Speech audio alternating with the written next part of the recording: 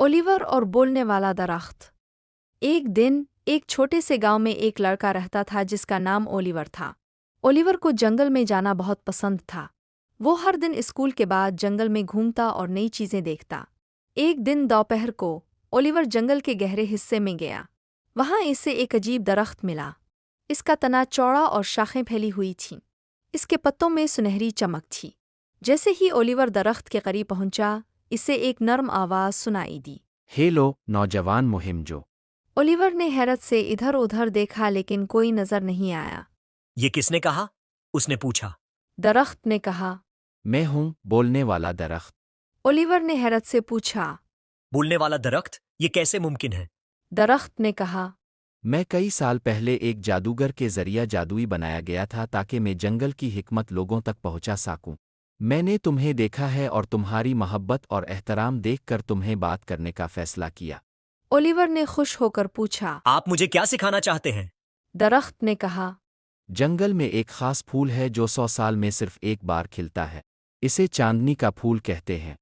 ये फूल हर जख्म को ठीक कर सकता है और हर बीमारी को शिफा दे सकता है।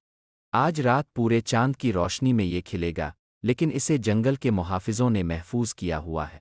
सिर्फ एक नेक दिल आदमी ही इसे हासिल कर सकता है। ओलिवर ने कहा। मैं उसे तलाश करूंगा। मुझे कहाँ से शुरू करना चाहिए? दरख्त ने कहा। आग की मक्खियाँ तुम्हें चांदनी के फूल तक पहुंचाएंगी, लेकिन तुम्हें जंगल और इसके जानवरों का एहतराम करना होगा। ओलिवर ने दरख्त का शुक्रिया अदा किया और आग की मक्खियों का पीछा करने लगा। शाम हुई तो आग की मक्खियां चमकने लगी। ओलिवर उनके पीछे चला, झाड़ियों और नदियों को उबूर करता हुआ। रास्ते में ओलिवर ने मुख्तलिफ जंगली जानवरों से मुलाकात की। हिरन, हाथी और लूमड़ी।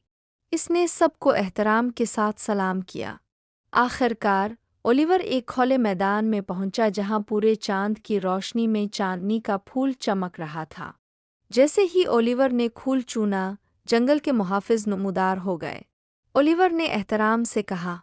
मैं उस फूल को जरूरतमंदों की मदद के लिए ले जा रहा हूँ। मैं जंगल की हिफाजत का वादा करता हूँ। मुहाफिजों ने इसे फूल लेने की इजाज़त दी। ओलिवर ने फूल को लेकर वापस आकर अपने गांव में लोगों की मदद की।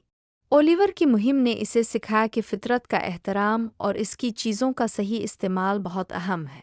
वो अपने गांव और जंगल की हिफाजत करता रहा और बोलने वाले दरख्त से सीखता रहा।